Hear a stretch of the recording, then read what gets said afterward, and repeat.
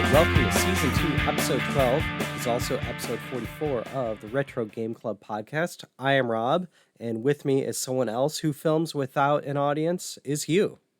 Yes, without an audience at all. I was watching creepy no-audience Wrestlemania last night. It was, I don't know. Listen, I'm beginning to suspect it might be fake. Like it was all computer animated? No, like these aren't real athletic competitions. I think no audience WrestleMania might be the thing that's finally sowing some seeds of doubt in me. It was quite a strange. It's really strange. I think they should add fake crowd noises. I heard it was kind of cool though. I didn't watch it, but I heard the Undertaker made a comeback. The Undertaker match was completely preposterous, but it was cool. It was a good match. But I heard he was really working really hard to entertain people and Yeah, it was an entertaining match. It was basically a fight from a movie. Because how old is he? I don't know, 55. He started wrestling in 88, 89 under a different name. That's whenever people complain they want to see an Undertaker versus Sting match. I'm positive I can find a match in 1988 or 89 in WCW where that happened. Mind you, it's not like The Undertaker. It's his previous persona. But you could probably find that. But yeah, I would describe it as if you watched a movie and that was the fight scene in the movie, I guess it was like the fight scene from They Live, kind of that type of deal. Yeah. So, but it was, my youngest kid watched it with me and we were doing MST3K style commentary for it the whole time. So it was good. The Undertaker shows up, rides his motorcycle to a graveyard because that's naturally what you do. And AJ Styles is there next to this big empty grave. And he's like, hey, Undertaker, I dug your grave for you. And I'm like, man, he should not have used up all his energy digging that grave. Yeah, his arms are probably so cashed right now. Yeah, that's just not good planning on his part. But otherwise, the match was fine. It was enjoyable. And I guess I'll watch the second half tonight. Which I don't know if that has any crazy gimmick matches or not. I don't know. I do like that it's over 2 nights because last year I almost had to turn it off. It was 6 or 7 hours and it was going till at least midnight, it felt like. And I just didn't have it in me. I haven't watched wrestling since Zeus was the main villain. Yeah. And literally talking to you at least once a week has piqued my interest a little bit, but I totally forgot about it, so I didn't watch it. So yeah, I mean it's not for everyone. And besides, I don't know if you can watch it for free. I think you have to have a network account. Yeah. I don't remember. They were giving away a lot of content for free now. Like all the streaming stations are. Every streaming service, you can basically get a whole bunch of content that normally was paywalled. Speaking of watching sports for free on TV, the last time me and a buddy went out to a bar, when you could still do that and be safe, they had on ESPN2, so it wasn't even the Ocho or anything, and it was professional tag. And so I know we're getting way off topic. I actually watched 45 minutes of professional tag. It sucks you in, doesn't it? It's not bad. Yeah, I could actually see that being a popular sport. That was really fast. Really fun. Yeah. Yeah, and it has sort of a pro wrestling feel to it because there's just a lot of crazy gymnastic type of moves. Only I think they're actually playing tag. You know what I mean? It's an actual competition, but guys are doing crazy what's it called? Parkour? Yeah. Yeah, this crazy parkour stuff. It was really fun. Yeah, it was. Yeah, we saw that and we're like, did we actually see that, or was that in our minds? But yeah, a few days later, it was on the internet as a growing sport. But yeah, way off topic. So getting back to retro gaming, are there any good tag games for old systems? Oh, wow. I'm kind of surprised there isn't a River City Ransom tag game. Or something. I wonder if there's a GTA Online tag mod or something, or a Doom. Oh yeah, isn't there tag in Doom or tag in one of those? Maybe Quake? Yeah, there's something like that. Yeah. I'm just kind of surprised there isn't some weird Famicom game that never got a US release that's tag. If not, that's a great idea for a modern retro game. Yeah. All right. So you've been playing anything? Just our game club games. I'm hoping my work life gets back to normal soon. I'm just trying to keep everything going. I'll just leave it at that. How about you?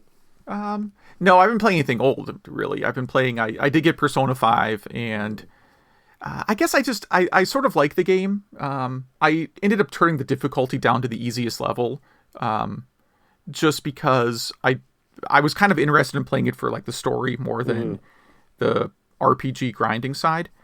So yeah, I just put it on like super easy mode, and because I was kind of not liking the game that much at the beginning, and then when I kicked it into you basically just win every fight automatically mode, suddenly I'm like, hey, I really like this game now. This is a lot of fun.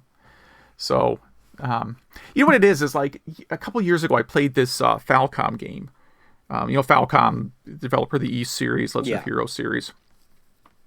They did a game called Tokyo Xanadu, which is basically the Ys battle engine. So if you played Ys 8, it's the exact same combat, but in like a sort of Persona type of setting, right? Where it's you're like in a Japanese academy and you do school stuff by day, but then at night you get drawn into like a parallel demon world and have to fight monsters. Right? Like you do, yeah.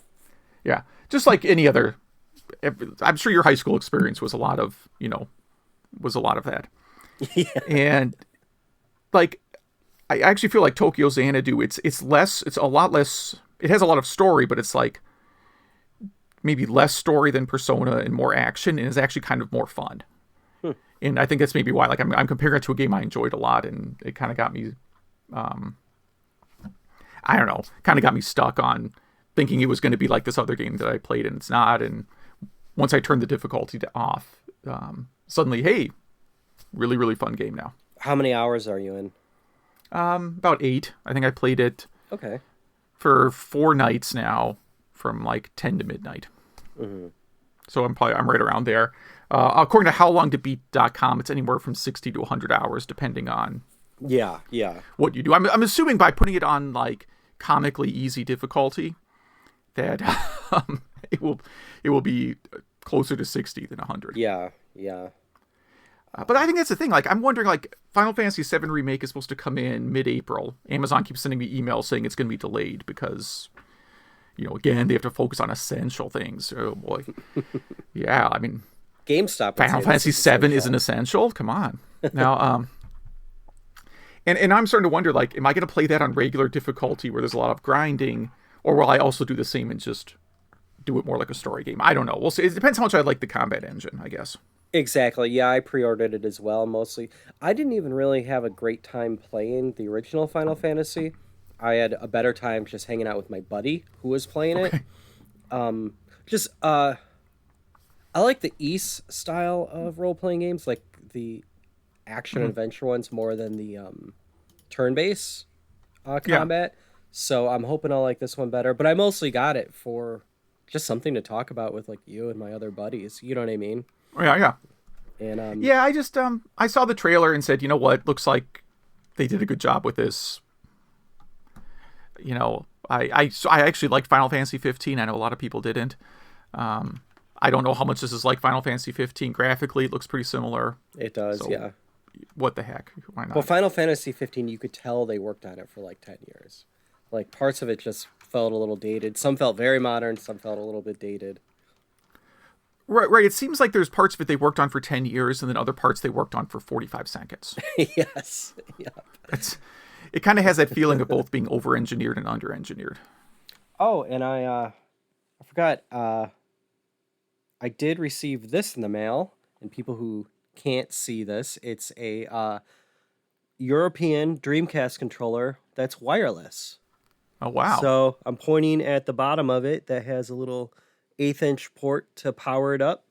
And I haven't tried it yet. It works over 2.4 gigahertz, so it should have no lag. But before playing it, I have one complaint, is that when I plug in the anything into it, meaning into its ports, it turns on. Oh, it didn't turn on this time. That's good. Maybe it was something I was doing. Oh, no, it was... Wow. Thank you for that horrible sound. Sorry, yes. And now it has a USB icon in the... what are these things called again? Oh my god, VMU unit. So is this a new product or like a thing that was made? This is something in 99. I ordered it's new, but it's some guy in Greece. I ordered this 6 months ago when I was still pulling a full paycheck and could have, one thing I splurged on a month, and that's what that product of the month was. And he just has new old stock Dreamcast controllers that he fits with wireless. Okay, so I guess my question was, this is a thing that was made in like the year 2000, not a thing made today. The controller was made in the year 2000. The guy modded it today. Okay. Aha. Okay. That makes sense. Yeah. And it's from Greece or something like that. So that's why it has the blue symbol on it. So hopefully this week or next week I should be able to dive in on that. But I did do that patch for the smoke fix in Mario 64. So that's what I plan on doing this week if I have any extra gaming time. But yeah, should we dive into some news? We've gotten way off topic. I assume people have stopped listening already. Yeah, it's just us. But speaking of spending money, this is something that I partook in, even though I'm supposed to be saving every penny. Intellivision takes more than 10,000 VIP edition pre-orders for the Amico console in just a few days. All right. So good for them. I'm excited for this. So I did not pre-order this. I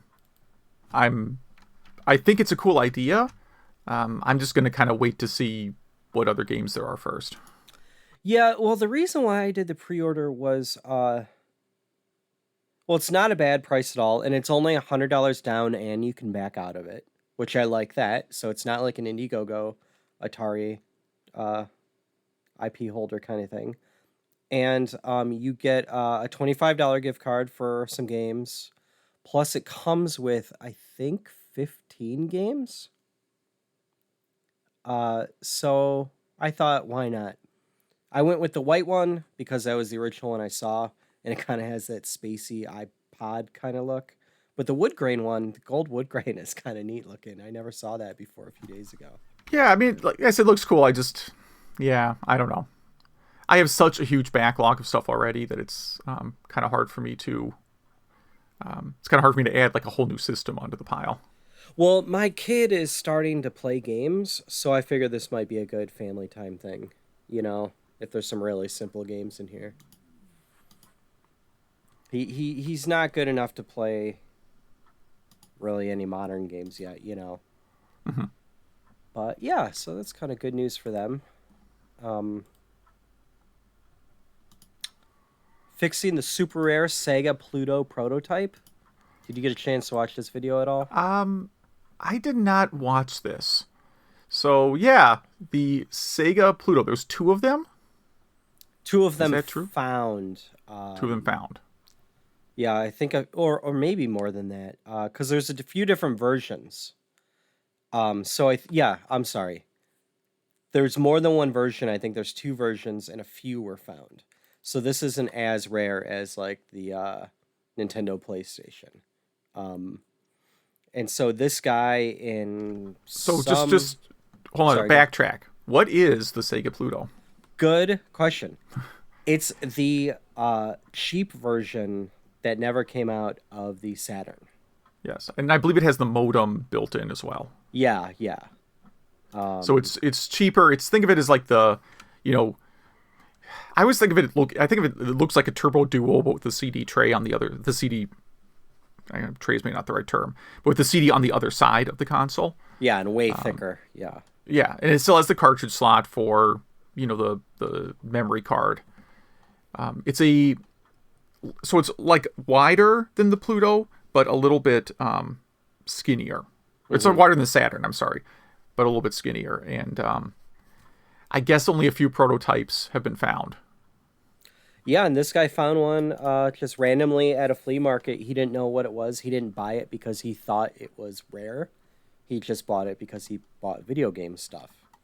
Mm-hmm. And even after he bought it, in the video, he talks about how he took pictures of it and put it online, and people just said like, "Oh yeah, that's just some cheap knockoff.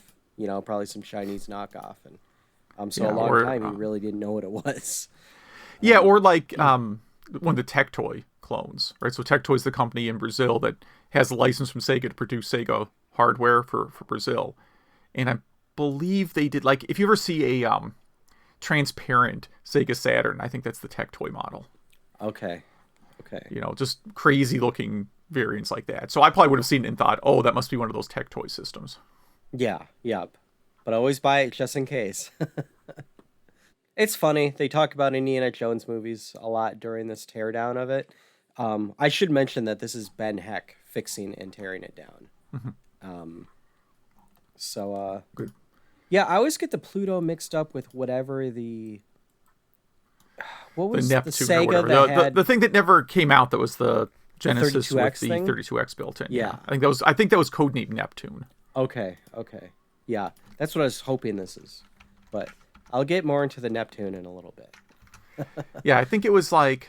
And then there was like a April Fool's Day hoax about Sega finding a warehouse of them in some magazine. Oh, jeez. Yeah, too bad. Yeah, no good April Fool's Day hoaxes this year. Really disappointed. Yeah, I think they read the room and thought, let's take a year off. I don't know, man. I could have gone for it. What else? Portable Nintendo 64. Someone has made a Nintendo 64 the size, basically, of a maybe slightly obese Game Boy Advance. Yeah. Doesn't look very comfortable to hold, but yeah, you pretty much described it perfectly. There's a video here of the guy using it, and his hands do not look like they will feel good after using this thing. Yeah, because it has to be big enough. It looks like he has a cartridge slot in it. Mm-hmm. So it's not just running like an SD card with Nintendo 64 ROMs, right? It's jamming. It has to be thick enough to put a Nintendo 64 cartridge in, and then also the circuit board. Yeah, and you cut the circuit board in half and wire it back together so it kind of folded over. So it fits that way. We have the opposite of Intellivision here in every way possible. Yes. The company that owns the Atari copyrights released a video for Missile Command Recharged, a new game someone has developed on their behalf, I assume? Probably, because they don't pay developers. Right. Yeah, I heard there's a lawsuit about that going this week, too. Yeah, I decided not to put that in the show notes just because. But, so this is a Missile Command, touchscreen Missile Command game. Actually, I think this actually looks kind of fun. I was going to say, it doesn't look horrible. It just looks, I don't know. It kind of, it looks like it could, there's a lot of flashing. Yeah. So it might not be the best game to play for your eyes, but it's just like, imagine Missile Command, but instead you're tapping the screen to, right? It's a pretty obvious idea. Looks kind of fun. I'm not saying I'm going to go out and buy it, but it's kind of thing you could put on your phone and, play when you're waiting in line or whatever. And I should say I got email from them about this, and I clicked on it, and it brought me right to a WordPress SQL plugin error. Good. So good. Yeah. Yeah, that's the Atari Holdings company for you. You know what I'm wondering, though, about people on the phone? So, sorry to get off topic here, but I went to the grocery store because, if you have kids, you run out of, like, milk and other essentials really quickly, right? Mm-hmm. So, there are people who are wearing, like, a mask and gloves, right? I don't think you're crazy. Not for me. Go ahead and do it if you want to. But the thing I don't get is, like, you're wearing the gloves because you don't want whatever the germs and stuff you think that are in the store getting on your skin, right? You don't want that transferring. So then you would take the gloves off and throw them out when you get home.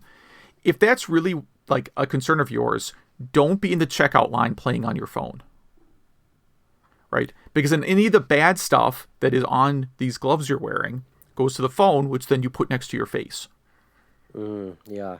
Like, this is my whole, like, people aren't smart about being like cautious.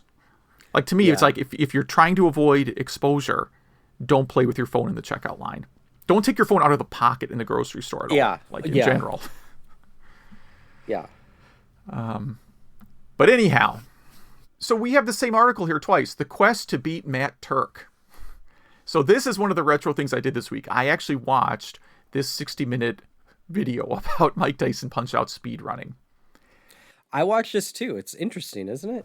It is. It is. I didn't think a 60-minute video about this topic could be interesting, but essentially, there'd been a speedrunning message board years ago about Mike Tyson's Punch-Out, and there was some guy named Matt Turk who had all these records that seemed impossible. They didn't seem impossible. They seemed extremely difficult. So the people that followed Mike Tyson's speedruns thought, okay, his times are plausible, but they're extremely tough to do. And he didn't have videos for any of this stuff.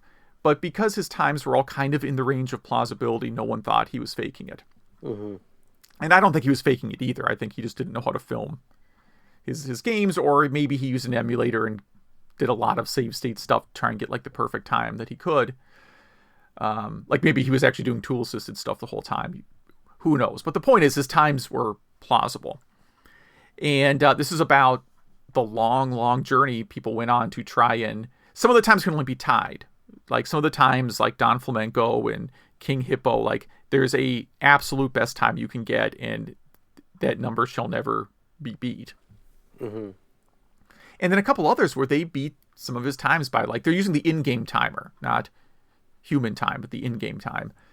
And a lot of these, they ended up beating by like 20, 30 seconds in some cases. But it took a long time. It took a long time. It talks about like all the different techniques and, you know, again, how like the tool-assisted speedrunners would find exploits and then humans could try and take advantage of them, but it usually resulted in you having to do like 10 consecutive frame-perfect punches. Things that are just, you have to play the game hundreds and hundreds of times to be able to do it. And he would also tell people about his secrets and how to do this stuff. Mm-hmm. Again, so it wasn't like them trying to figure out how to get that time. It was them using kind of his notes too. Mm-hmm. But it's funny, it was just one guy many years ago, and then a group of people coming together to try to beat it. You know, really, really neat. Yeah. Yeah, so, yeah, it was really, really entertaining video. Again, not like... I would say it's not like super stimulating. Like the presentation style is very, I wouldn't say monotone, but it's clearly like a tech person describing things, you know, because it comes across more like a lecture than entertainment. It's not flashy, but it was very good. It was definitely worth an hour. And trust me, you have an hour of free time right now, I'm sure. Yeah, and I subscribe to that channel and I leave it on in the background a lot. The unfortunate part of that is I don't intake any of it, so it's not like as I'm playing games I remember any of the tips that come from this channel. Yeah, but you can't do most of the tips. For Punch-Out at least. Like most of these things they were talking about, I'm just not good enough to do. Mm-hmm. Yeah. All right. How Super Nintendo emulators got a few pixels from complete perfection. Very long article on Ars Technica. I actually read the whole thing because it's fascinating. So we talk about Hygen and BSNES or BSNES, however it's supposed to be pronounced. But both of those are SNES emulators written by the same guy.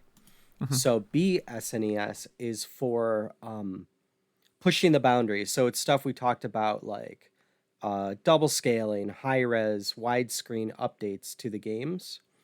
And Hygen is pixel perfect, time accurate is its goal.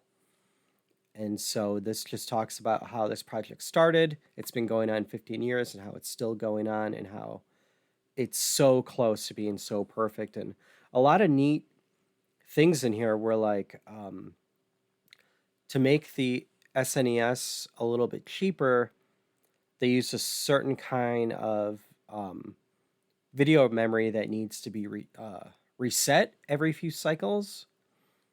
So that takes a fraction of a microsecond or something. and how he figured that out and how he programmed it in just to keep it exact, and then the pains of trying to emulate the Super Effects chip and the SA1 chip and stuff like that. People are smarter than I am, that's for sure. Yeah. This is all very... I don't know, like... Yes, but also there's a whole lot of grinding involved in this. Like, yes. I'm not... I don't think I could... Well, let me this way. I think I could write a really good Super Nintendo emulator. I would just take a lot of time, right? It would be like, I'm not going to work on any other side projects, and I'm going to spend 10 hours a week, just grinding through this problem. I think it's a problem you can solve through grinding, right? I don't think you need a PhD in, emulation or something, if that's a real thing. Yeah. I think you just have to be willing to like work and debug a lot. In a lot of research and understanding electronics or circuit design and stuff like that. Yeah. I think it's very difficult. I think there's a lot of time involved. And it also talks about the PPU unit. So PPUs are kind of what gives the Nintendo and Super Nintendo its color palettes and a few other things. And those are black boxes. It's not something you can really take apart and sort out how it works, other than they have shaved them down and gotten them under a microscope to take pictures and kind of figured out some things, but it's really a guess and check kind of thing. So, I mean, people who collect arcade cabinets, specifically Nintendo ones, know all about PPUs because sometimes they die, you know what I mean? And you have to find replacements, and not each PPU works for each game set, and yeah. And of course, your Nintendo and your Super Nintendo have them built in, just a little bit different than the arcade ones. All right, Nintendo big plans for Super Mario's 35th anniversary. I'm excited for this. Entire catalog remastered for the Switch. Entire catalog? Is that right? Or portions of it? Can't be all of it. They're talking about... Yeah, okay. They're talking about to start out with Mario 64, Mario Sunshine, Mario Galaxy, and 3D World. So it's weird. Mario Sunshine, I have never played. Neither have I. It's the one. Yeah, it was a huge GameCube game. I liked the GameCube a lot. Just never played it. I had a lot of other GameCube games that just were ahead of it, I guess. Mario Galaxy I never finished. I never played Mario Galaxy 2 because I wanted to finish the first one first. And then I got a PS3 and got distracted from it. I think they're talking about some Paper Mario coming to Switch as well. Yeah, I like the Paper Mario games. I mean, I mentioned how I thought Saturday Morning RPG, like the combat was similar to Paper Mario. Yeah, I would definitely be down for some Paper Mario remakes. And another reason why this is smart is if you look at the upcoming games for Switch, like the main big titles, there aren't any. Where Animal Crossing came out and we're done. So maybe Nintendo figured, like, we have all these games that people would buy again. We don't have to spend all this money. Let's just do that. Yeah, because Breath of the Wild 2 is probably still a year away, is my guess. It could come out in time for Christmas, maybe. Yeah, I don't know. I think I'm going to say spring 2021 is my guess. Okay. All right, no disc version of Sega CD. We talked about this on an early episode, I think, when this was first announced. This is the Mega SD. This is what an FPGA cart system. It's an FPGA thing that you stick into a Sega Genesis that then emulates a Sega CD, which is kind of neat because if you have, Sega CD games are kind of hard to get. I understand for some reason they're all on archive.org, which is legal for reasons, I guess. I don't know. And you can, or for that matter, if you just don't want to deal with load times, I actually like emulating. I own a lot of Sega CD games, but I prefer playing them in emulators because of the load times. I mean, the Sega CD is really, really slow. So anyhow, Yeah, this is we talked about it, I don't know, probably a year ago, and it's almost $300. Yeah, but I mean, it's you know, it has an ARM processor. It has 128 megabits of RAM and an FPGA, Mm-hmm. and a lot of programming that went into it. I have one of these, and I have a Mega EverDrive, whatever they're called, the Genesis EverDrive. Mm-hmm. Here's the deal with this. I use the EverDrive more because I like 32X games. And the 32X does not have all the pin connections needed to for this to get passed through. So if you have your 32X plugged in, this will let you play those 32X games, and it'll let you play Genesis games, but it won't let you play Sega CD games. And if you don't have your 32X plugged in, you could play Sega CD and Genesis games, but obviously you can't play your 32X. So they're coming out with an adapter that this will plug into the side of the Genesis where the Sega CD would normally plug into. So then you can use the 32X. Yeah. Okay. Because unplugging a 32X is really annoying, especially if you have that metal shield that you're supposed to put in there that I actually did.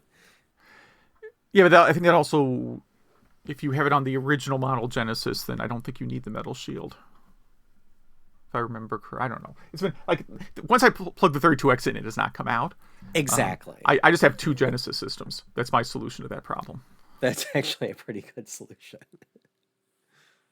Yeah, so if you're interested in emulating Sega CD, this is really your only way to do it, but it's other than, you know, RetroArch, but yeah. there's probably... Well, I mean, what I actually have is I have one Sega Genesis with Sega CD and 32X, and then another one that just has a power-based converter permanently plugged in. I mean, it's not permanent. I can take it out. I just have not taken it out for a long time. You didn't solder it in. Yeah. I was just gonna say that's for Master System, right? The power-based converter. Yes.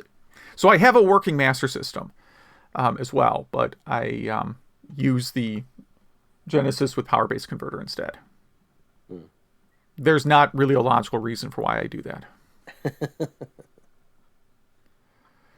All right, Kojima Game Boy Advance Experiment.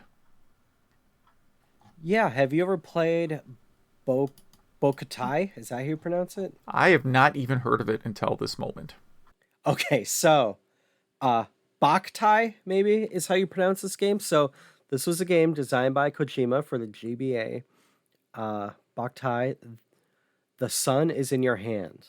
And it's a vampire type game that, like in all Game Boy systems, really all Game Boy Advance systems, the game sticks out a little bit, the cartridge. This has a light sensor on it.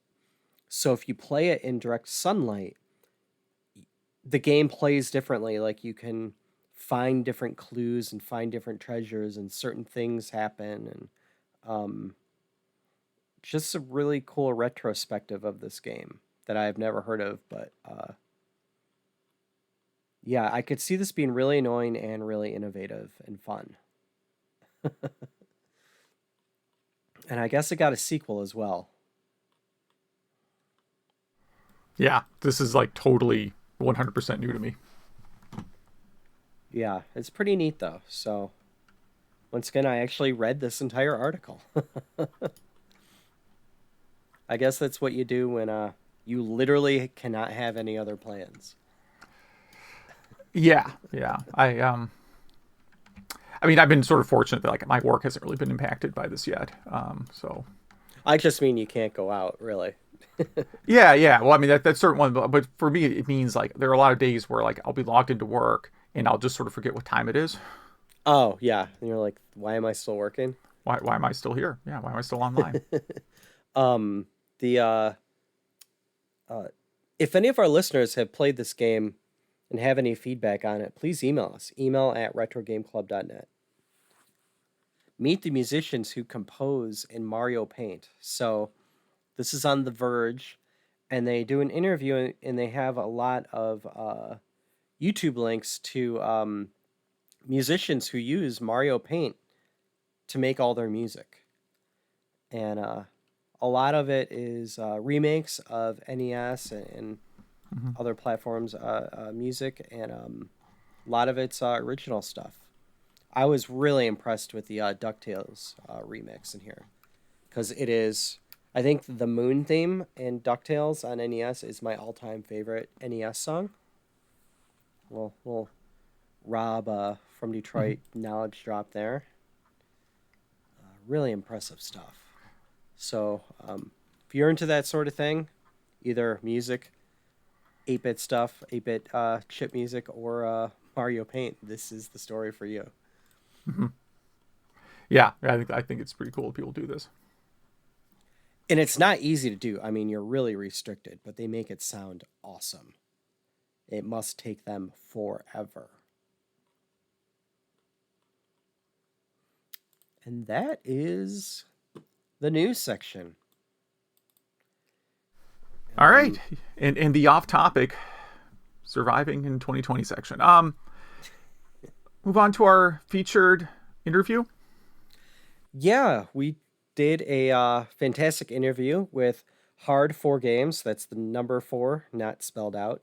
They're a YouTube podcast that I guess you could say they focus on rare and prototype and dev unit games and systems. They've been around for 10 years. They're actually from the Detroit area. They're part of the Detroit Arcade Club, which I guess I'm loosely associated to them now. I used to go quite a bit for a little bit, but just been they made up pretty late, and I'm a morning person. That's really the reason why I kind of stopped going. But great guys, and yeah, here you go, Hard4Games interview. All right, we're here with two guys from Hard4Games, Tony and John. Welcome, guys. Thank you for having us. And yeah, why don't you guys do a quick intro for your YouTube channel, and in case any of our listeners haven't heard you guys before. Sure. Well, John, why don't I start? Then you can add on with anything that I miss, if that's okay. But yeah, sure. You did hear that right. We're called Hard4Games, unfortunately. That is the name of our channel. But we do a lot of gaming archaeology, preservation of lost media, reviews, and we try to do it with a not super techie, but a little bit of techie, but also just a fun sort of environment. And basically just try to make these weird prototypes entertaining for the common individual. How did you guys fall into that? John, you want to take that one?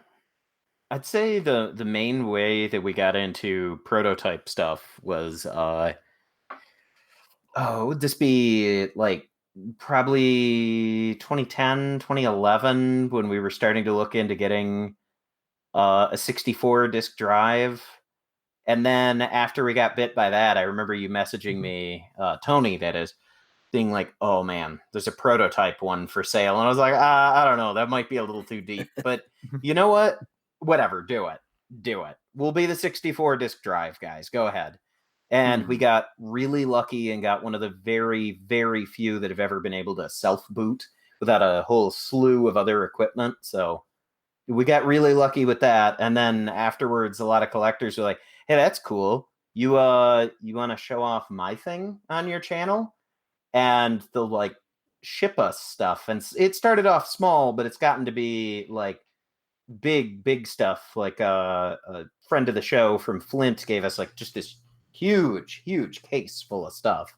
That's where that PS3 dev kit and PlayStation 2 dev kit came from.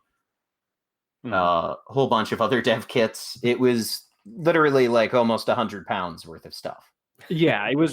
He's like, oh, I got this thing for you. And we had met him because he was local. We had a couple drinks, and then he's like, okay, I got that stuff for you. And he like hauls it out of his Jeep, like Grand Cherokee. And I'm like, oh my God. Like it was so much stuff. I didn't think I could actually fit it into my car. But yeah, like people have been very generous with us. And I think, to John's point, we started with the 64 disk drive, and then we had the development kit, which can read those development disks for the 64 disk add-on. And that kind of opened up this door where people had these things but needed them tested, and no one knew how to do it, and no one knew how to preserve it. So it kind of started snowballing from there. We started like getting this other sort of dumping equipment and such, and it kind of became almost like a sort of a semi-service we provide, and then people have just been sending us stuff ever since. It's a good problem to have. Yeah, it's a weird problem. I mean, I guess it's not really a problem, but it's a weird thing to have because, I mean, like John said, we'll get like shipments from Australia. We have a buddy named Shane who runs this Twitter where he shows off all of these prototype items, and he's just like, I'll send you all this stuff. And I'm like, dude, like shipping back from the US, like you shipping it to me is going to be like $20, but shipping it back to Australia because of USPS is going to be like 200. He's like, I'll cover it. Yeah. Okay.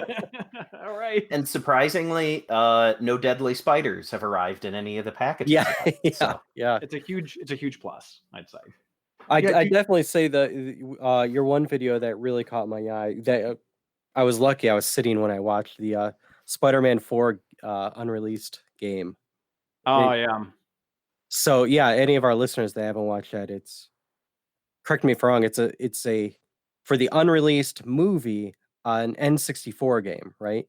It's actually open world Wii. Wii, okay. Yeah, but it is for Spider-Man 4. So basically, because they would try to time it so ideally the games would be done by the time the movie would come out, they could time the release. They would give, developers like a sort of like an outline or whatever, like a general treatment of like, here's the basic story, start building something for this. So they were working on a Spider-Man 4 game before Spider-Man 4 ever even, like the cameras ever even rolled, which of course they never did, right? Because it was in pre-production, then it got canceled. So originally when Andrew was the guy who sent that to me, a good friend of the show, and he was like, oh yeah, I got this unreleased Spider-Man game, it's Spider-Man 4, and like it didn't click with me like what he meant. I'm like, some fourth game in like a Spider-Man series or something like that. I'm like, okay, cool, whatever, like that sounds neat, and then he kept saying Spider-Man 4. I'm like, wait, is this like the movie Spider-Man 4? And he's like, yeah. And I'm like, okay, we need to do that right now. And it turned out to be pretty popular too. I think a couple 100,000 people watched the episode, which was big for us, I think it's our most viewed. I'll double check that, but yeah, it just started like going crazy. It was really sad when it finally was past its peak, and YouTube will show you like the how much money you made in the last 30 days, and it finally moved out of that 30 days. You like open it, you're like, oh, I wanted to look at the big number. Yeah, and then what they do too is YouTube gives you these analytics, right? And it's basically like, all right, you have, this video is like 999% better, more viewership than your previous one. So it's like, it's like breaking their, like how much of an improvement it is compared to the previous episode. And then when that's done, it's the opposite direction. So YouTube's like, oh, you guys are dying in the water. You're dead in the water. Like, like we need to stop paying attention to you guys. You were a flash in the pan. It's constantly. YouTube used to do this thing where whenever we would get a video that would hit like a certain threshold, a YouTube manager would call us and be like, hey, I'm your YouTube manager. Like, we're doing these courses for creators and this and that. And they would only ever call and bring us through this course, which is all just 101 crap and not very helpful.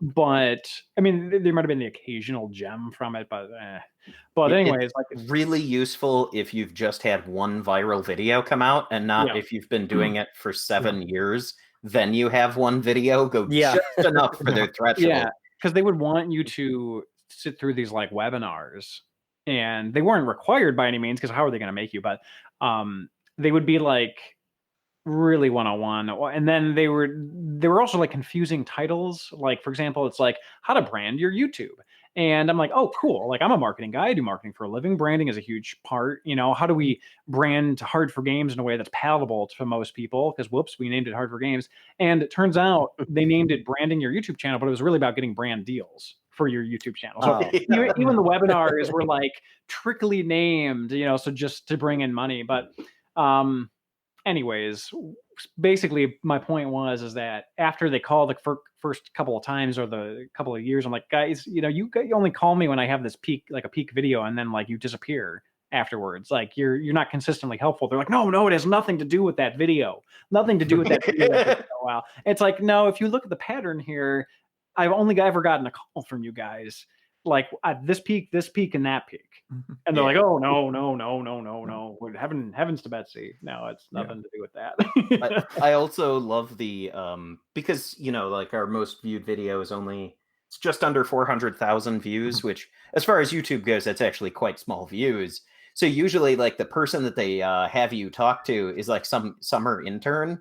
And you're like, so what should I do? They're like, I don't know, man, like probably more of the same that seems to be working for you. Whatever you're doing, like it did this, so just keep doing that. And it's like, okay, well, I have to find these like insanely rare things, so I can't do that consistently. It's like, well, I don't know, try and do it more than usual, I guess. I don't know. Thanks. YouTube is not helpful. Anyways, we've kind of gone down the rabbit hole. Oh, no. Complaining about YouTube, probably enough. I'm sure that your listeners don't want to hear any of that. But so what would you say is each of your favorite finds or videos you've done? John, why don't you field that one first? I got to think about it for a second. Usually I actually enjoy making the videos where we actually play games the most. Getting to see a lot of this prototype stuff is really, really cool. And there has been some cool stuff, like actually getting to see like those blue discs and stuff like that. That's always cool every time I see one, even though almost every single one of them is completely blank. But my favorite game that I was not expecting to like nearly as much as I did was Snatcher. Oh, yeah. Really? We got one in at Retro Taku, where I work part-time, and I worked with asked the shop owner, Dan. I was like, hey, can I borrow that for a review? And he's like, okay, well, it needs to be back in like 2 days. And I swear, if anything is like even slightly scratched, you break it, you buy it. And I'm like, yeah. Okay, deal. And ended up absolutely loving it.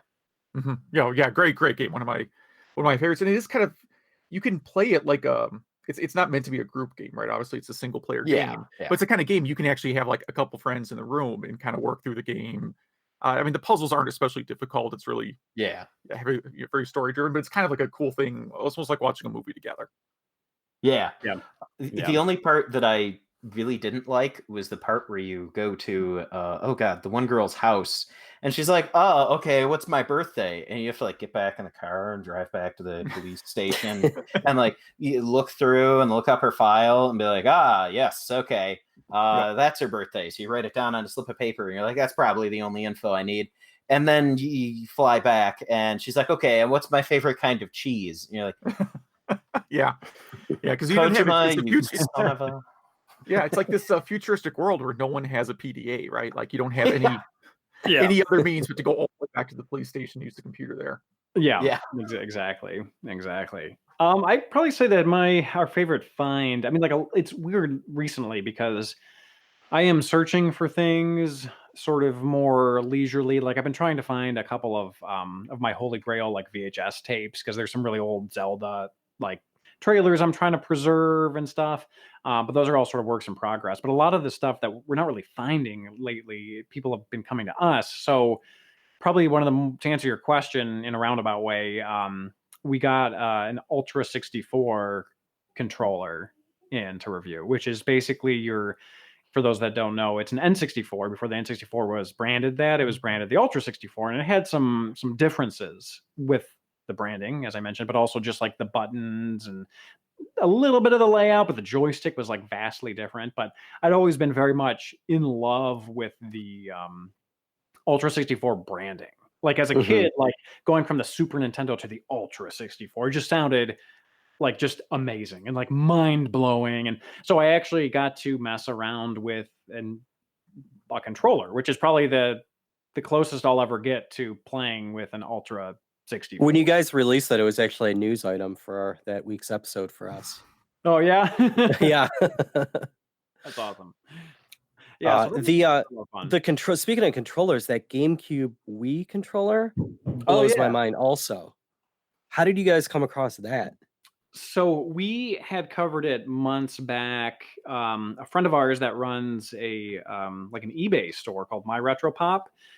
He would just get these things in. He was going to sell them, and eventually, like, he kind of came to me. He's like, "Hey, would you mind showing this off and plugging my store?" I'm like, "Yeah, sure." And so we had this sort of relationship. And eventually, he was like, "Hey, I got these prototype controllers in," and I'm like, "Oh, really? Wow, okay. I think I saw these in the gaming news, which is kind of like almost news." And like.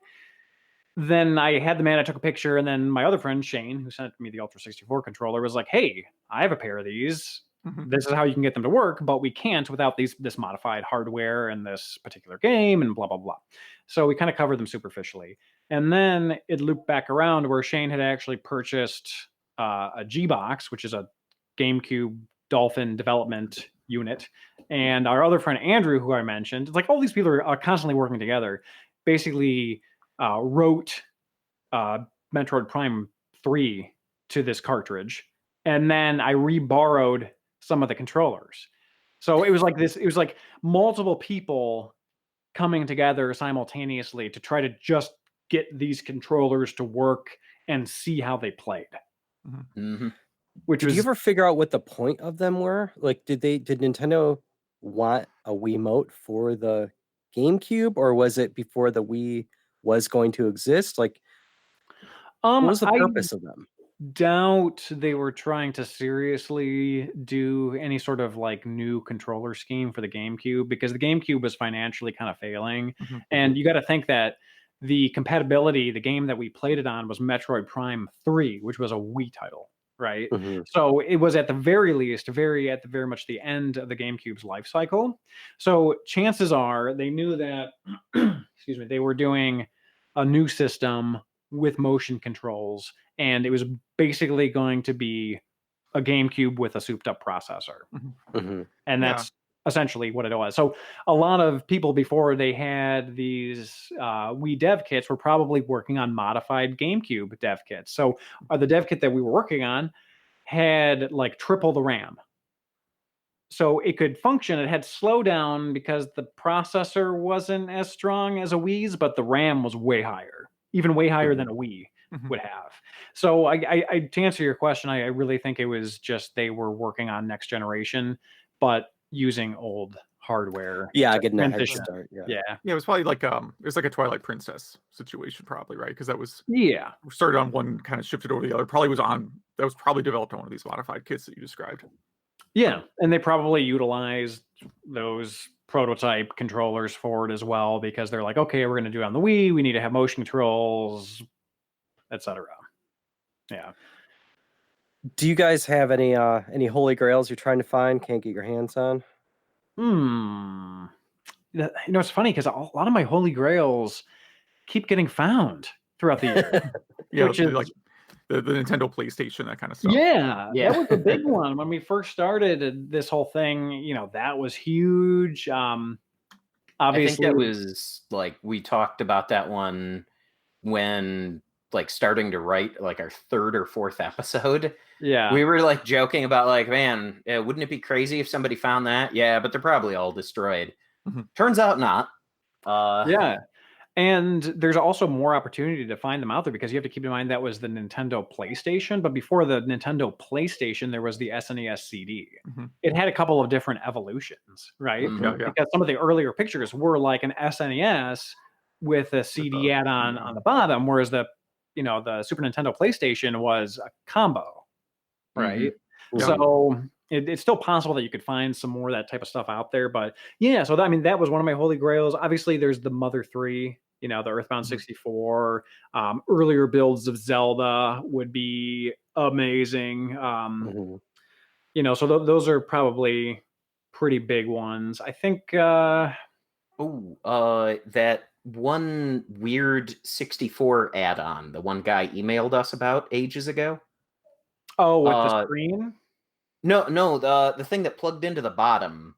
and it had like the like the coax modem. connectors. Yeah, it was basically like it was like a Satellaview for the N64 is what it was wow. like. Yeah. So, but it had like a built-in hard drive, and I was kind of in process of trying to acquire it, and then the owner ghosted me. Yeah. So Do you think it was a scam, or do you think he figured out he could sell to someone for big bucks? I don't know. It never really appeared beyond like some pictures from way back when and me contacting this guy a couple of years back. He gave me a price, and he lived in Grand Rapids, which is in Michigan on the west side of the state, and I'm near Detroit. So I basically was like, hey, my sister lives in the Grand Rapids area. I'm going to one of her kids' birthday parties. I'd be happy to meet you at a place of your choosing, whether it's your house or a McDonald's or whatever. And how much do you want for it? And then he gave me a price. I went lower, and then he stopped talking to me. Then I went back to him and said, okay, fine, your original price. And he still never said anything again. A couple months later, I sent him an email. I was like, hey, I'd still be very much interested in this, and just nothing. So I really don't know if he did sell it off or not. Yeah. Well, then didn't some more like pictures of it show up on Twitter at some point? And that's when we were able to start talking about it, because usually we don't talk about anything till somebody agrees to make it public. Yeah, I don't remember who posted those. I think it was Andrew linked it to us at some point, but I don't think he posted them. There's so many people and so many images and so many little holy grails, I start to forget what. Yeah. What, But yeah, that was a pretty cool item. I don't know. Like, I think it's weird to say this, but there's some items that I'm still looking for, and I'm definitely hoping still pop up, but I'm a lot more satisfied than I used to be, because a lot of stuff has been popping up recently. Just this past Saturday, we did a video and simultaneously worked with the guys that were releasing Viewpoint 2064, which was a shmup for the N64 that had never seen the light of day. In 2015, someone bought the cartridge, played it for like 10-15 minutes, uploaded that footage to YouTube, and no one heard from it ever again. Wow. Until somebody we know who wanted to stay anonymous purchased it and was like, here's the ROM. I can't send you the cart right now. I'm coordinating a release. Let's do this. So cool stuff like that kind of scratches that itch while we wait for the crazy big stuff. So yeah. Well, the original Viewpoint was a great game. That's Neo Geo, right? Yeah, I've actually never played it, though. I want to now. It very much reminds me of Zaxxon. Like that sort of like side angled view. I don't know if you're familiar with Viewpoint, John, or Zaxxon, but it was basically Viewpoint was basically just that era of like the isometric shmup. Yeah, it was basically just an isometric style shmup is what it was. But the N64 version was more like a Star Fox style shmup. Oh, cool. Yeah. It was interesting, to say the least. It was a lot of fun. It was, it had some glitches and stuff, but whatever. It's in my playlist to hit this week. Yeah, well, you can download it now. It's on Gaming Alexandria. They host a lot of that stuff. Oh, I meant your video. Your okay, got it. I meant like your literal play list to play the game. But yeah, that was a lot of fun. It's always interesting when we can do something like that. Although the gentleman who owns it was basically like, you gotta do this video now, or else I think someone else might leak it before we can coordinate it. And I think that happened with something else too. I think it was we covered a Wind Waker build that was like it was like a demo, but it was actually in full on the disc, and it had some earlier elements, and someone was like threatening to leak it before we could showcase it, which was like really weird. It's like stupid internet drama. It's like, guys, come on. Like, the cutthroat world of prototypes.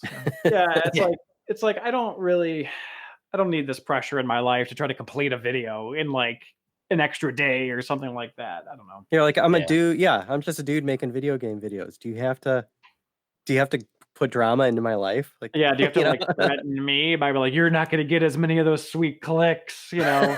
I'm going to steal some of your clicks away from you, and it's like, okay. It's like, whatever.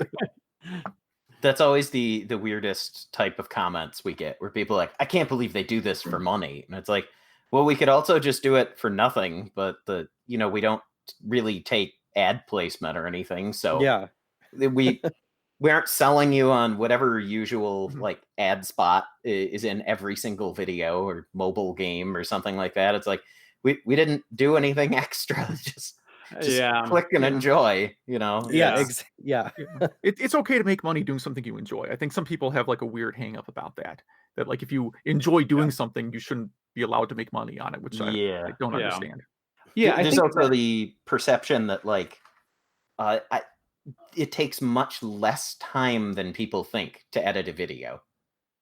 And they just think like, oh, well, you just like stand in front of the camera for 10 minutes and then you move the video around for 5 minutes and you publish and you're a millionaire. And it's like, no, not at all. Yeah. I think that's the easy part.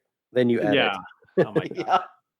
Definitely not tedious at all, especially when like Adobe creates an update every other week that breaks Premiere if you have any sort of NVIDIA like graphics card. Like at least, well, that's an exaggeration, but at least twice a year they'll do an update that just breaks my editing software. And for everybody else, if they use an NVIDIA graphics card. And then it's like months before NVIDIA and Adobe can collectively patch it. So it's good stuff. It totally doesn't interrupt or prolong anything. So I always love when they're like, oh, well, just use a different computer. It's like, I'll just go out and spend like another $1,000. Yeah. That's a real quick, Band-Aid to tear off. Yeah, sure.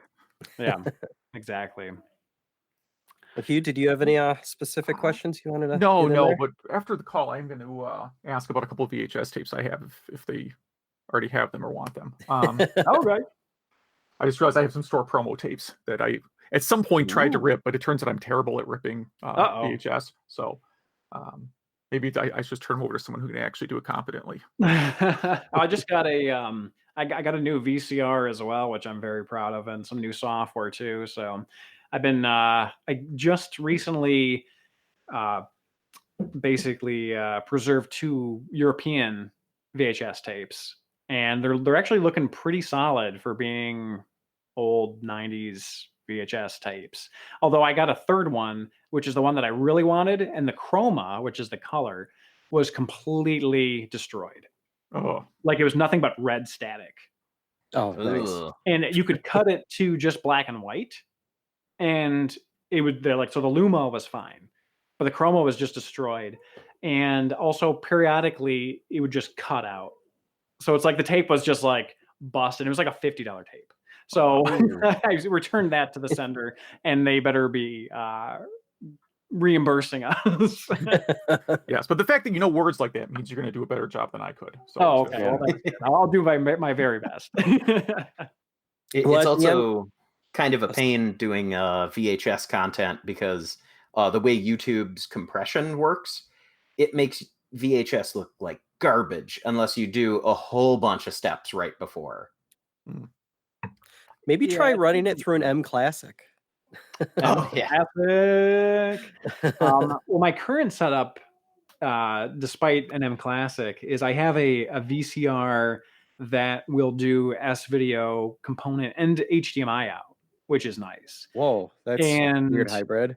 Yeah, well, it's a DVD VHS combo, and it was kind of on the nicer end of consumer, maybe a little bit prosumer. But the thing is, most of those combo units only allow you to do like component S-video or HDMI out for DVD. It like segregates the output. Like very, very rarely will you find one that allows the VHS output to go through those higher end cables and such. So next time you're at a thrift store, go into the electronics section, find yourself a VHS DVD combo and look for yourself. I guarantee you'll be very hard pressed to find one that has sort of integrated outputs. Yeah. So I have that for my PAL, or my NTSC stuff, and it does a really nice job. And then I have some post-processing stuff.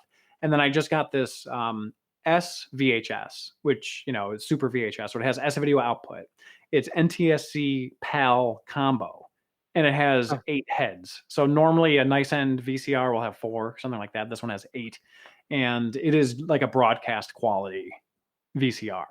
So I'm like, oh, my baby. It's Yeah. I know that's a lot of tech speak and probably garbage that a lot of people don't care about, but it's nice when you're trying to find something to preserve, you know, like a tape, and like you actually find something that's like capable and functional and like makes it look halfway decent, you know, for what it is. Yeah. And hasn't been beat to death, because like there's a lot of VHS equipment where you're like, ooh, I finally found the thing I was looking for, and you get it home and you plug it in and it just doesn't work. Yeah. Someone spilled a can of Coke or something in it. Or... Yeah. Somebody left it in the attic for 20 years, so like all the caps are completely blown apart. Yeah. Well, that's a nice thing about broadcast equipment too, is that just like PVMs, for example, you know, like PVMs, you know, the professional video monitors were workhorses.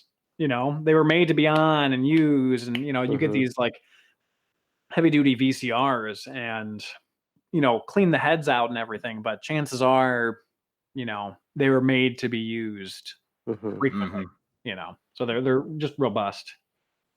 Well, each episode, Hugh and I usually pick a game, so 2 games total to play. You know, anything before 2000, usually console, arcade, DOS, Windows, whatever. So if you guys have any recommendations of a game club game, we'd love them. Sure. Okay, so one that I've been playing and that recently came out for the Switch, but it's an N64 game, is Doom 64. Love it. Yeah. And I've actually always wanted to play it on N64, never got the opportunity, so I took this as an opportunity to be like, all right, well, this will just look nice. They cleaned it up a little bit. Frame rate is better, that kind of stuff, but it's still that retro game. It still feels like an N64 title, but you could play it on your N64 too if you want to. And it is just so much fun. And I had never played it. And for those of you that don't know, it's really like more sort of Doom 3 than Doom 3 is Doom 3, if that makes sense. It's a ground up, a new Doom game, but closer to the era of the actual original Doom games than the true third Doom title. There we go. Oh, there it is. I have a right Doom there. shelf. I have a shelf of just Doom games. Unfortunately, you can't see Okay. it. Yeah. So I've been playing that at night, and it's just a ton of fun. I've been really enjoying it. Sean, how about you? I've actually been setting up my DOS computer again. I just had to move it from one shelf to another. And because Picard came out, and it hasn't quite been scratching my Trekkie itch the right way, I went and downloaded, because it's findable on the internet, what is it? Star Trek The Next Generation, A Final Unity, which is like a DOS adventure game that is fully voice acted, that came out right after the season finale of Next Generation. And it's actually pretty cool. What's the full title of it? Star Trek The Next Generation, A Final Unity. It's a huge mouthful. But there was that Star Trek The Next Generation Super Nintendo game that's all about going on away missions, and it was the same developer. But you have to make sure you have like a 486 with like, what is it, the math coprocessor and stuff like that, which I have a Pentium 1 in this thing, so it's more than fine. It's a little tricky setting up DOS box for it, but if you have a DOS computer, just go with that. I love how I suggest a game that's you can play on an N64 or your current gen console, and John's like, here's this game. Here's this game. So like, impossible to set up. But it was printed on wax cylinders, and it can only be played on a $50,000 computer that was only made twice. Yeah, exactly. But hey, if you could set it up and play it, and you're a Trekkie, it sounds like you'd be in for a treat. You know, fully voice acted for the era. I mean, that sounds pretty good. Yeah. Is it voice acted with? Oh, I'm sorry. Go on. Oh no, go ahead. I remember this game because I was working in a electronics boutique when this game came out. And mostly I remember the box being huge. These are things when I work at a game store, remember is just how inconvenient these giant boxes were. And it was a weird shape too. Yeah, it was weird. Yeah, it wasn't like a normal box shape. You had to like put it on the top shelf, and you couldn't put anything next to it. It was really a pain. But I don't think I knew that the full title was A Final Unity, because like on the box, it just like Star Trek Next Generation is in pretty big type, and then like Final Unity is almost like a small little subtitle on it. Yeah. Yeah. That was a big hit. That game sold really well. One of the last like pure DOS games, because like Windows 95 came out, I don't know, 2 months later. But one of the last like pure DOS games that was a big hit. Mm-hmm. Yeah, I'm a huge Star Trek fan and DOS fan, so I'm excited you picked this. And Doom 64 I love as well, and yeah, I think it would have sold better if their advertising was better, because a lot of people just thought it was Doom on Nintendo 64. Yeah. You know, they're like, I already have this on everything else. Yeah, exactly. And plus, like the whole thing at the time was like, 3D polygons, which that lacks, right? So, but retrospectively, it holds up so much better. It holds up so much better than anything else that used 3D polygons on the N64, especially from like a first-person shooter perspective. John, question for you. Is it voice acted by the actual actors, or did they get new people? Yes. Oh, yeah, wow. So Okay. I think it's missing a handful of people, but yeah, there's pretty much the full original cast, and then a couple of other voice actors for various other characters that play bit parts. But there's definitely it's much cheesier than Next Generation was, and it makes me remember a little bit more like season 1 and 2, whereas a little bit like old Trek. And somehow, even though it's a video game, a lot of the aliens, they just look like they have cheap makeup on. And you're just like, oh, that looks terrible. Wait, you guys could have just drawn anything. Why did you do this? But seriously, any game is fine on here. Like right now, our current Game Club game, one of them is Gradius III, but with the SA1 chip mod on SNES. So that we even reduces pick the modded slowdown, games, right? Huh? Yeah, The chip reduces the slowdown, like the mod for the chip. Okay. Yeah, so it runs at full speed. Well, if our listeners want to find you guys and watch your videos, how do they find you, get a hold of you, to send you weird stuff? We are primarily on YouTube. The channel name again is Hard4Games, and just search on YouTube for Hard4Games. You will find it's us. The number 4. The number 4, yes. Correct. So all one word, hard, numeral 4, games, no spaces. That is us. And we have pretty much the same handle on all social media. If you want to send us a message or something, Twitter and Facebook and Instagram and all that good stuff. Cool. Well, guys, thank you so much. Yeah, thank you so much for having us. This was fun. Yeah. All right. Yeah, that was really fun. Thanks again for hopping on the show with us. Yeah. Yep. And if you want to check them out, we'll have a link in our show notes here, but you can find them really easily. Just go to youtube.com and search for Hard4Games. You'll find crazy stuff like that GameCube Wii controller we talked about, and a lot of dev units, and Spider-Man games you've never seen. And then they also play a lot of games. And should we dive into some Game Club? Yeah, let's do it. Well, since our interview from a few weeks ago, or I guess last episode, Ray chose Gradius III with the SA1 ROM hack. So that's what I went with. And Gradius III on the SNES, it's a notoriously hard game, and even harder with this SA ROM hack, which takes away all the frame drops and stuff like that. And I don't have much to say about it other than, wow, this is a hard game. I love the soundtrack. It plays great.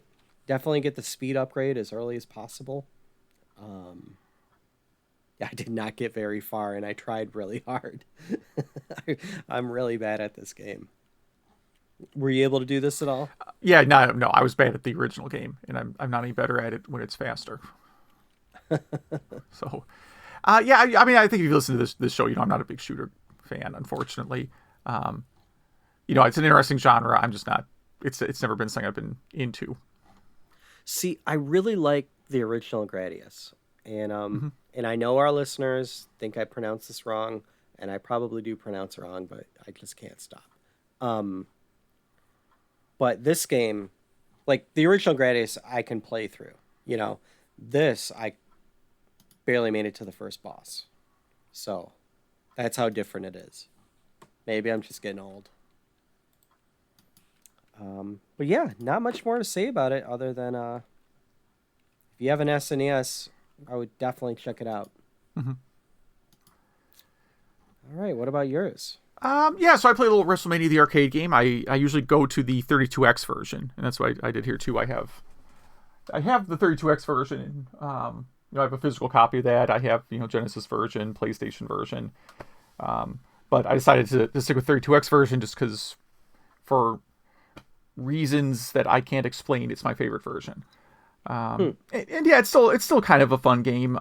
Maybe I haven't played it in a while, and there are some things about it I found a little frustrating playing it again. But I mean, overall, it's kind of I don't know if I would really call it a Mortal Kombat ripoff.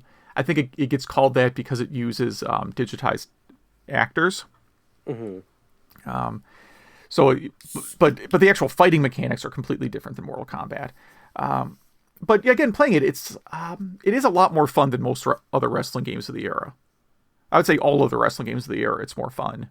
There are some better games that came out later in the 90s, but by kind of focusing on action rather than trying to do realistic, in quotes, matches, it's just a big improvement. It's just so I generally play. There's only like 2 or 3 characters I ever play. I usually just use like Bret Hart, Shawn Michaels, and Undertaker because their moves are pretty easy. Like they all have some fairly powerful attacks that are easy to execute. And I did a playthrough of the easier. There's basically 2 modes. There's like Intercontinental Championship mode and World Championship mode. It really just kind of a difficulty difference. And I did a playthrough of the Intercontinental Championship mode, and yeah, I mean, I still think it's a fun game. Mm-hmm. Well, did you play this? Yeah, I did the arcade one in MAME, and on my system, which is really, I have a beast of an emulator system, it was chugging on it. So I don't know if it's just something that hasn't been perfected yet, or if I had some settings that were off, but it was running at like half speed. Okay. It looked great. You could definitely tell. Then I went to the 32X version. Okay. And I could tell there was some stuff missing from the 32X, but yeah, it's still a great port. It felt better slowed down. Okay. If that makes sense. It felt more realistic when it was slowed down and crunching, but I wasn't very good at this one. I played as the Undertaker because you could kind of button mash as him and kind of get through it. Mm-hmm. But this is a fun game. Yeah, you could kind of pick this up and just kind of go with it. I think the only way they could have improved this game for the 32X is to make it less arcadey, I guess. Arcade games are meant to take your quarters. Home ports should let you kind of spend more time with it, I guess, and I guess they didn't do much for that. Yeah, they did a pretty straight port of the arcade game. They didn't really... I don't think they added or changed too much. Now, have you gotten... I know this time you haven't, but previously, have you been able to play other ports of this? Yeah, mostly PlayStation version, which actually I played a little bit more in the past. I probably played that about a year ago when I was setting up the PlayStation Classic. Mm-hmm. And I was ripping a bunch of games to it, so I would have given it a try then. There's another game called WWF in Your House. I think maybe we got an email about this too. That is more or less the exact same game. And I played that. I have that on Sega Saturn. And I played that a while ago too. So those would be the main ones that I've played. I also have the PlayStation in your house. I have 2 different versions of WWF in Your House for PlayStation for some reason. So is the Wrestlemania for PlayStation almost a direct port because it was a bit more powerful than the 32X? Yes, it is a bit more. Oh, one of these is the DOS version of In Your House. It just happened to be on my PlayStation shelf. That's hilarious. I really want to know how that one plays. I don't think I've ever played the DOS version, actually. I will have to put that into DOSBox and see. Yeah, that might be a fun game of the week. Well, yeah, so it's the same game. It's really just the exact same game. There's not that many differences between the two games. But yeah, the PlayStation version is more or less just a straight port of the arcade game. Does it have more wrestlers in the 32X version? I don't think so.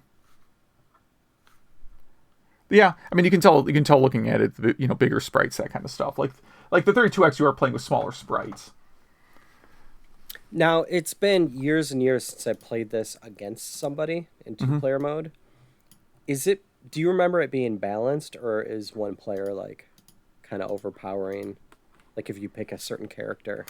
I don't feel like any of the characters are overbalanced. It's the kind of typical fighting thing where some moves maybe are more complicated to pull off than others, and maybe some people are better at certain joystick combinations than others, and I feel like it balances out pretty well.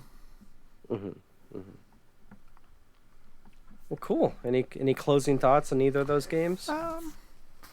No, not really, no. There is a crowd in Wrestlemania. There is a crowd in there, yes. And people shouting stuff. Yeah, why can't they could just get like 3 people shouting stuff. That would have been an improvement. I don't know, man. Like, sitcoms have laugh tracks, right? Why couldn't you just do crowd track for WrestleMania? Yeah. Or even a laugh track. A laugh track would have been good. Yeah. Or the MST3K guys, right? I mean, I pulled it off at home. You could do that as well. Yeah. Well, if any of our listeners have played any of these games or any retro games at all, or if you have any retro experiments or knowledge you want to email us about, email at retrogameclub.net, or go on our Facebook, facebook.retrogameclub.net, or Twitter at RGC Podcast. And please, one thing that helps us a lot, give us those stars and ratings on iPhones and Androids. It really helps people discover the podcast. I've never looked at them, so it's not like I'm looking to collect stars here. I'm just trying to get more listeners, get more emails, more involvement in the community. Should we go into feedback or tease some new games first? Well, you want to tease the next 2 games? Yeah, I mean, Hard4Games picked them, so want me just to read them both? Yeah, go ahead. So we got Star Trek: The Next Generation, A Final Unity on DOS, which in the show notes I've linked to the arcade, linked to the archive.org archive of it. But Zach has already written me about this, saying he couldn't get that to work. So I'm just gonna go ahead and say good luck. And Doom 64, which is available on the Switch or Nintendo 64. You could probably download this on archive.org as well. Probably. This is going to be a rough week for me. I respect both of these games, but I'm not a big fan of either. Doom 64, I guess I'll try it on my current TV, but I've always had a hard time just like seeing the game, if that makes sense. Not puking. No, it's not the motion. I'm fine with the motion on it. It's the contrast. Is that the right term? Or the brightness? Oh, it's like too dark. Too dark, yeah. I will give it a try though again. But I never had a problem with the mechanics. I just had a problem like being able to see anything on the screen. Well, and people who haven't played Doom 64, it's not Doom. It's a whole new game.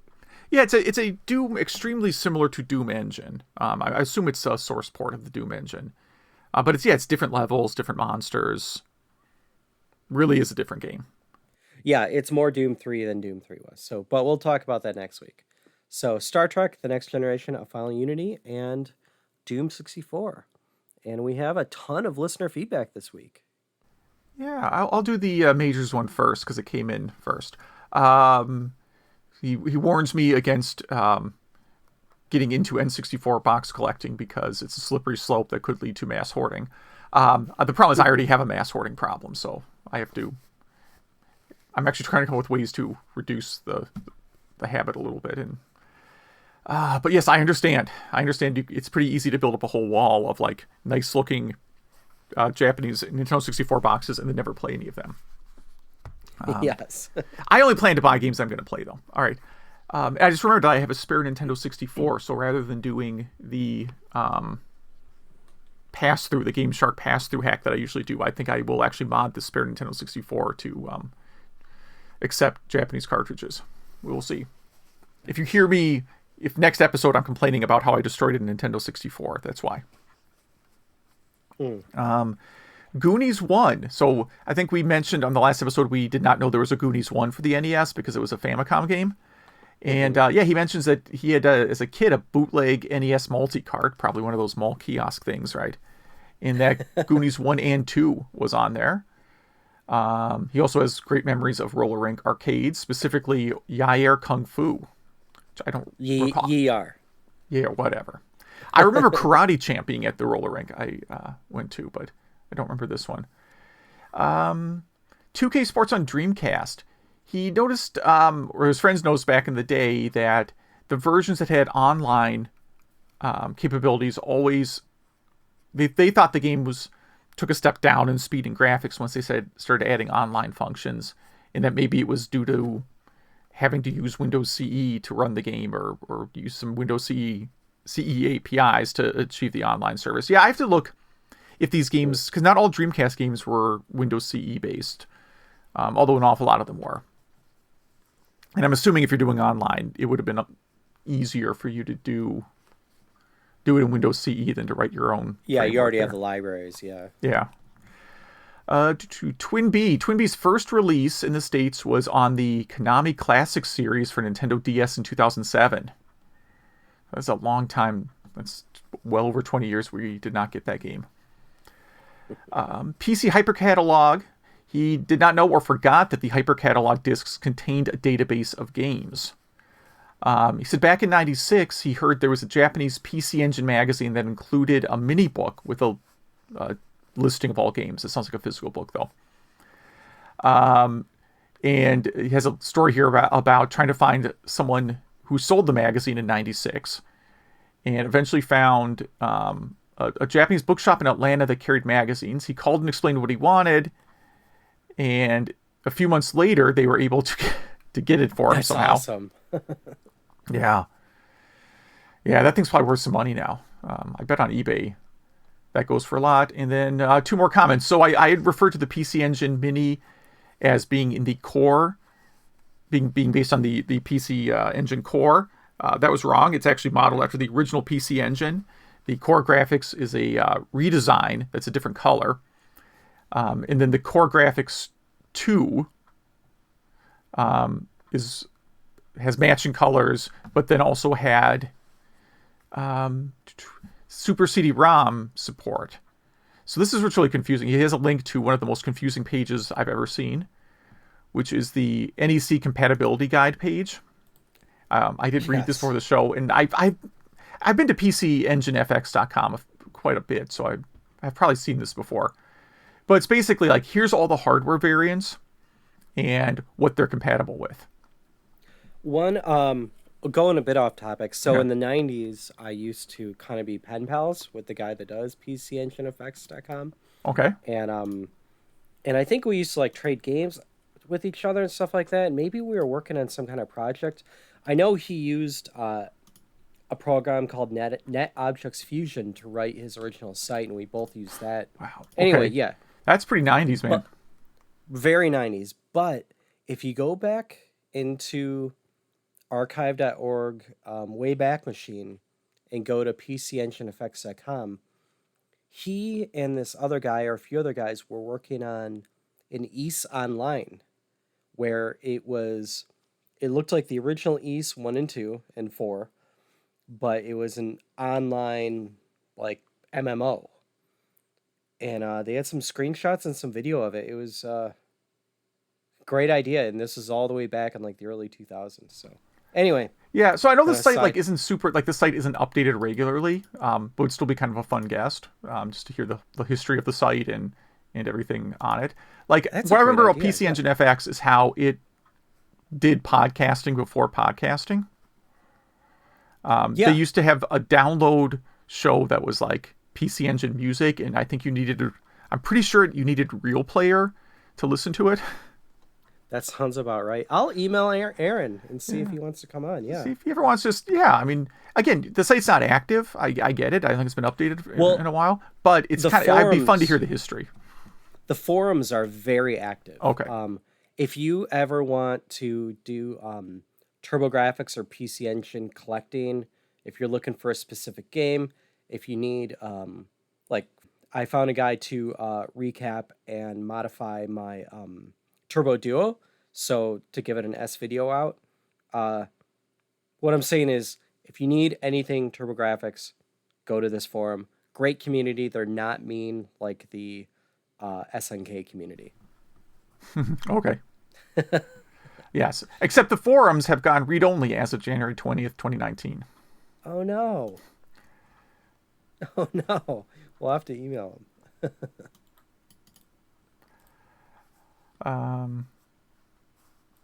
Basically, he's saying he's closing in favor of doing Discord. That's the short version, it sounds like. Which I get. By the way, running forums, running like a PHP BB site, it's horrible. I've run very small ones, and it's a complete time suck, and you will hate everything about doing it. That's my guarantee. Especially the people posting mean stuff for no reason. Yes, and spammers. Lots of that, too. Yes. But anyhow, going back to the topic. So the PC Engine Mini, or whatever it's called, is styled after the original PC Engine, not the core graphics. I keep getting confused because the core graphics is the small one, and I, for whatever reason, cannot mentally remember that the original PC Engine in Japan was not shaped like the American TurboGrafx. It was a much, much smaller system. And that's my own mental block. So there you go. Thank you for that. And he also mentions playing Golden Axe Warrior, and I wanted to mention that because that seems like a good future Game Club pick too. Mm-hmm. As long as it's not like Golden Axe on PC Engine. It is not even a little bit like any version of Golden Axe other than the name. Well, all right. Rob writes us too. The game I was talking about last week with the giant action button was called The Main Event by Konami in 1988. Yeah, now I totally remember it. Yeah. Great game. And he played it a lot. It was the first wrestling game he remembers having voice commentary. It introduced tag team moves. And the first wrestling game where you can win by submission. His favorite being El Condor's figure 4 leg lock. And it was the game where you could play where you inserted coins for more energy. So not to continue, but just to get more energy. Yeah, like Gauntlet. And yes. It would continue. That trend would continue through WWF Superstars, released the following years. And yeah, thanks, Rob and Major, for email. And we got one more from Eric from the Pacific Northwest. Actually, we got two more. Sorry. Yeah. Go ahead, I need to learn how to scroll down. Yeah, I need to learn how to scroll down. Eric from the Pacific Northwest is answering some of Zach's Facebook questions. Zach asked just kind of how teleworking's going and how lockdown stuff's going in terms of really gaming. And but he's a few shows behind. He's catching up. And he's been busy playing some Shadowrun Returns on Steam and some Night Slashers on the Switch, which is a fun arcade-type brawler. And to answer some other questions, what is his favorite accessory for retro gaming? And he likes a 6-button Genesis controller. He really likes it for retro fighter brawlers. And the Retrobit N64 controller, or the Hyper King controller. And he asks if we have any arcade sticks we use with Retro Pies. He has a Hori USB PS3 stick. I have an arcade stick for the Super Nintendo, which I do have a Super Nintendo to USB converter, so I guess I could use it on anything. But I just use it for Super Nintendo. And then when I say arcade stick, I don't mean like the Capcom fighting stick. I mean like a giant. This joystick is much larger than I can describe. It was some crazy thing we got in the game store in the 90s, and nobody wanted an arcade stick that large, I guess, because it went on clearance like really, really fast. So I bought it when it was on clearance. It's a great joystick. I mean, it's literally like, it looks and feels like a huge arcade panel. Huh. I have the Neo Geo stick, which I only use on the Neo Geo AES. Everything else for my consoles is simply D-pad stuff, D-pad or analog stick. I'm much better with the D-pad than I am with the joystick, so I just stick with that. But I use for RetroPie. I usually use a DualShock 4. I think it's the PS1 throwback limited edition, which means nothing other than it's gray.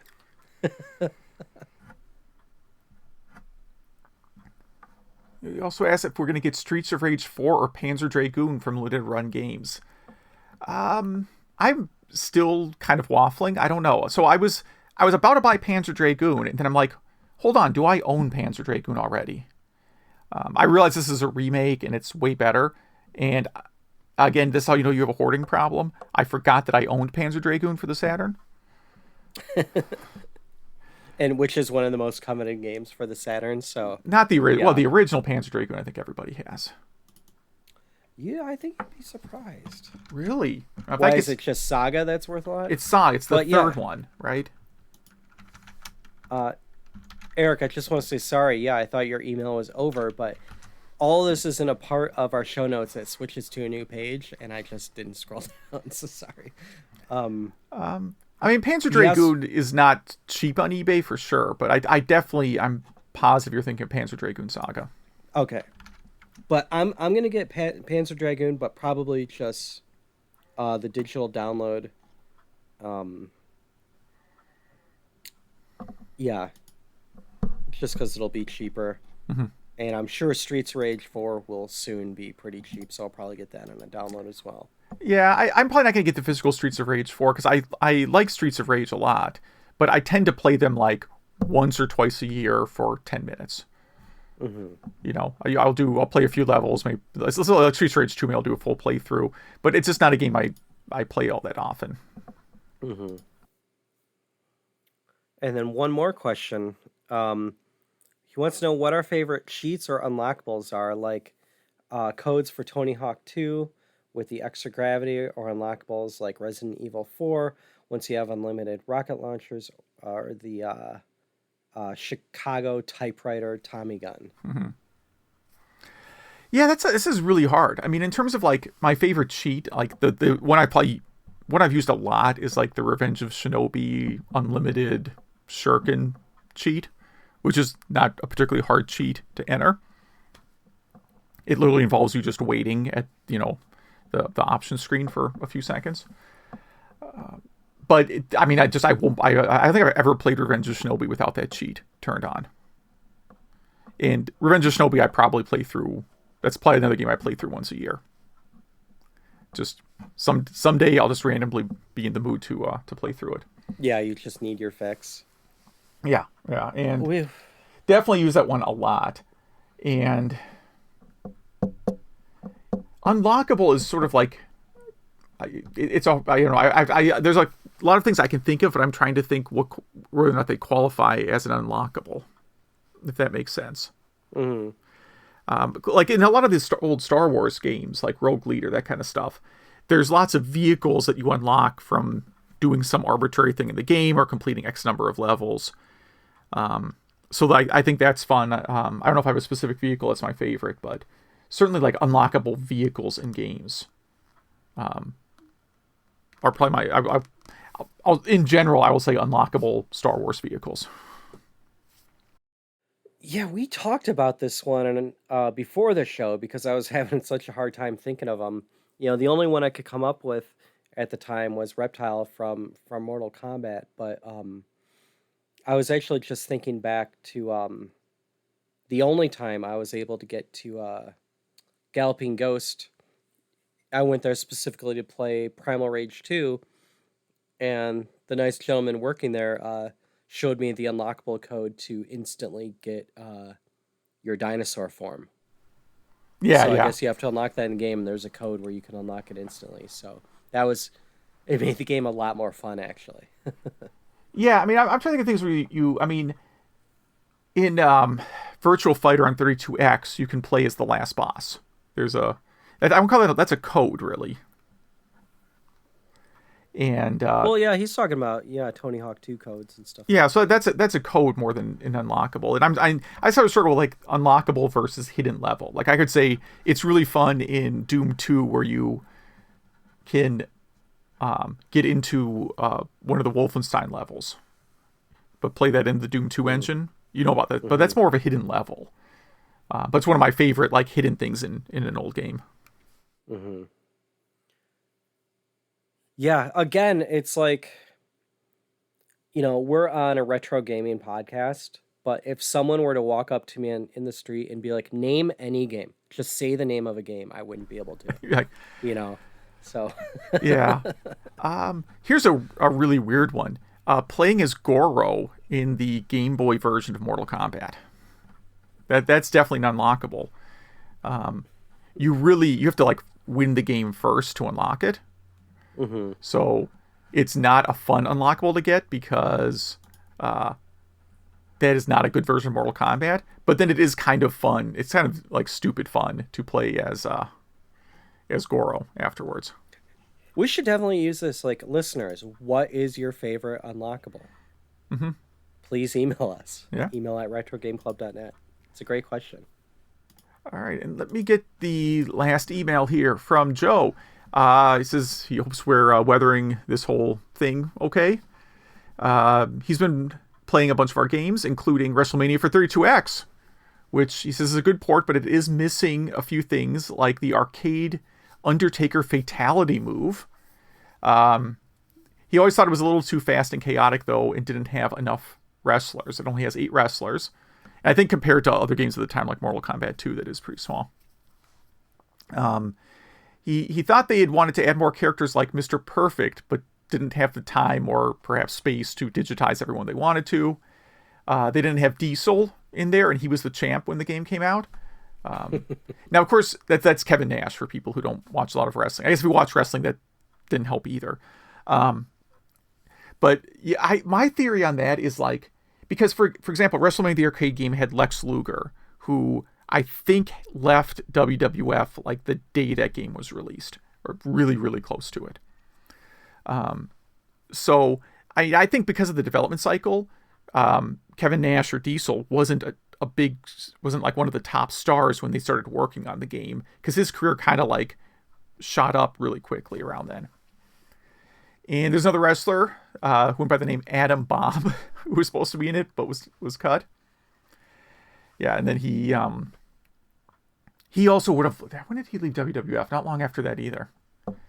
So there's a promo tape from Midway on YouTube that he gives us a link to.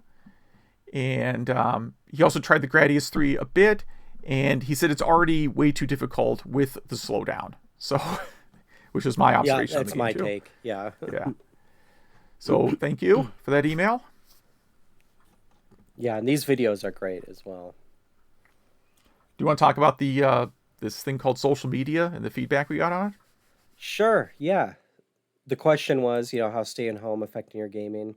But first, we forgot to read one from last week that I wanted to save. That, Jimmy from the Pie Factory podcast listened to us and just gave us some compliments and follows us on Twitter. So I just wanted to just thank him for the shout out and to give him a shout out. And Pie Factory is a great podcast. Anyone that doesn't know about it should check it out. It's not very different from this podcast, I'd say. No. And there, yet again, people that you could meet at Midwest Gaming Classic, if that was a thing that was happening. And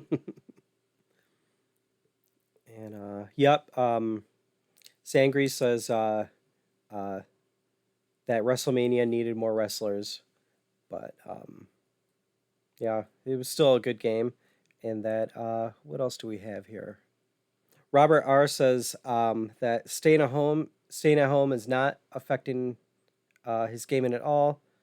Just going at home, doing some home repair projects and always get more gaming time when you can. But yeah, and then Joe A writes in saying that overall it hasn't changed it too much. However, working from home, so it's taken all his willpower not to just play Animal Crossing instead of working, which I can imagine. Yeah, my kids have been playing Animal Crossing pretty much nonstop since it came in. They are, their schools are doing like this online school thing. I've kind of gotten them to. My oldest kid takes it pretty seriously. My youngest one took a little nudging, but they're doing that pretty seriously now. And yeah, pretty much limiting Animal Crossing 2 evenings, so that's good. The problem is when you tell kids of any age, like, you're going to be doing online school for the rest of the year. Good news is no one's grades will go down because of this, right? That's what they told the kids. Mm-hmm. What would you in school have done with that information? I would said, cool, I already have my grade. I'm not going to do anything else for the rest of the year. Right. So I don't know why they told all the kids that, because it's been a bit of a struggle, The thing that's been good is, like, one of my oldest kid has got like some grades that were like an 89.5 or something. You know what I mean? Mm-hmm. And she views it like, okay, well, now I can get that grade up to an A, no problem. Like, worst case is I'm stuck with 89.5 or whatever. And, my youngest kid is more like, woohoo, party time. So been dealing with that. I'm sure we have quite a few other people who are parents and going through this sort of how do I keep my kid motivated on school right now. Well, for ours, I have a 4-year-old and a 1-year-old, and it's just juggling them while both of us working from home, and not having them at daycare has been crazy. It pretty much means, like, real work gets done at night. It's rough. Yeah. Draining. I'm fortunate, I guess, that this is happening. Like, if this happened when my kids were little, I have no idea how I would deal with that. Or if this happened in the 80s where you only had 3 channels on TV and not many video games, people would be going crazy. Yeah, it would be a lot of go ride your bike in the neighborhood, though. It was a different time. Yeah, true. We weren't worried about, like, serial killers or whatever as much, I guess. Whatever it is we're worried about, that we don't want our kids playing in the street. It would be. But if you want to email us, the problem really is, like, if this. I'm sorry to get way off topic. You people can stop listening because the main content of the show is over. Like, if this happened in the 80s, first of all, like, I don't know how we would know what we're supposed to do. You know what I mean? Like, would the school have called everybody? Oh man, yeah, that's a good question. So they would have called 200 students, 200 families, and then given the same explanation. Would they have sent something in the mail? Like, I'm sort of stuck on, like, how would we even know that we were supposed to be doing school at home? You couldn't even do school at home back then, though. Yeah. I mean, you could mail packets of homework out, I guess.